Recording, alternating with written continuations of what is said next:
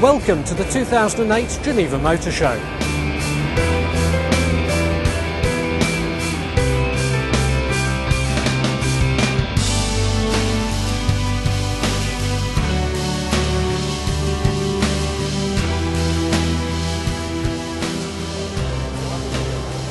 It's not actually the biggest motor show in the world, but it is probably the most significant. It's where manufacturers are keenest to bring their important new models to give them their international debuts, like this, the brand new Ford Fiesta.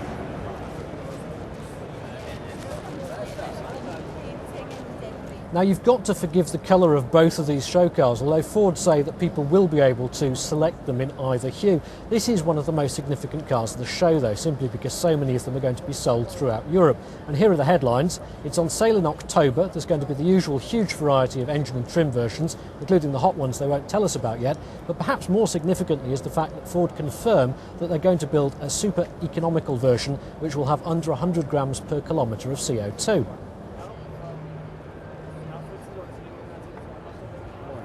And if you think the world needs another soft roader, sorry, we're meant to call it a crossover vehicle, there's a new Ford Kuga. This one's with us in May. Another of the eagerly anticipated real-world launches at Geneva is the Volvo XC60. And who better to tell us about it than Steve Martin, who's Volvo's design boss. So is this just a sort of slightly shrunk XC90, or is it more complicated than that? No, it's certainly a lot different to the XC90. I mean, for us, an expansion of the XC range, obviously downscaling, but a completely new vehicle. It's a vehicle where we're pre-showing, let's say, how we're going to develop the DNA in the future for the first time as well. So what should we be looking at with this car that's sort of hinting quite strongly at Volvo's future design direction? Well, if you look at the DNA and you look at the letters themselves, what do they actually stand for? And if you've got a very strong heritage, we sort of concluded, do not abandon. Stick to the fundamental ingredients, but look at it from a dramatic new approach. So you'll see here a lot of these design language elements reinterpreted in a stronger, more emotional way, and whether it's things like the shoulder itself, the whole front end, the V-shape, the vertical front end, introducing new features to emphasize that. So we're spicing up these ingredients, turning up the visual volume, and making design an even stronger presence on our vehicle. Now, Volvo's the company is very proud of its environmental credentials.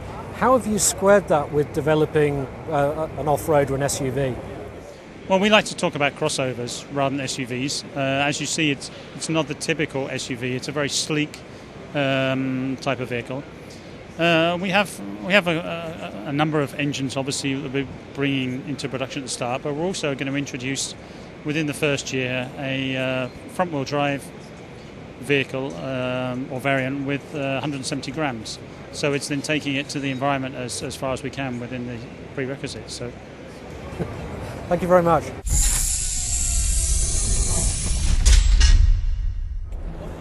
Now, I actually need to start by moving slightly out of the way here so I don't obscure too much of this tiny little car. This is the production version of the Toyota IQ. To get your head around it, imagine crossing an Igo with a Smart and adding a dash of what Toyota reckons is premium quality, and you're pretty much there.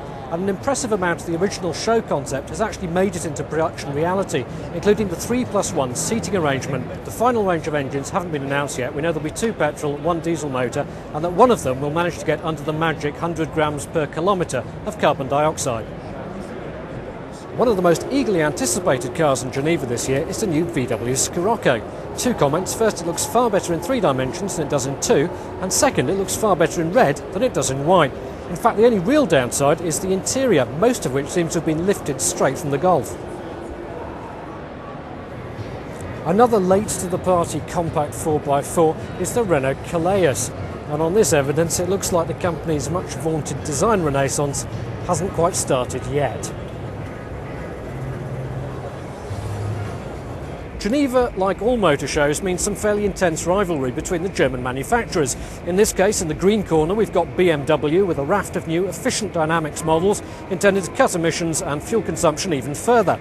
And in the even greener corner, we've got Mercedes-Benz, which has got a load of new BlueTech models which are intended to do pretty much the same. Fortunately for us, both manufacturers have brought along a bit of old-fashioned show candy as well, in the shape of the M3 Cabrio and the rather tasty Mercedes SL63 AMG. Of course, in Britain we always used to call it Lancia, and we should probably have called it Lancia like the Italians do, but it didn't really matter because in the early 1990s the brand withdrew from selling in the UK anyway. But now it's coming back, and this is the car that's bringing it. It's the new Delta. Underneath it's related fairly closely to the Fiat Bravo. No bad thing, it's a perfectly decent car, although Fiat would far rather we looked on it as being a luxurious alternative to an Alfa rather than a slightly upmarket Fiat.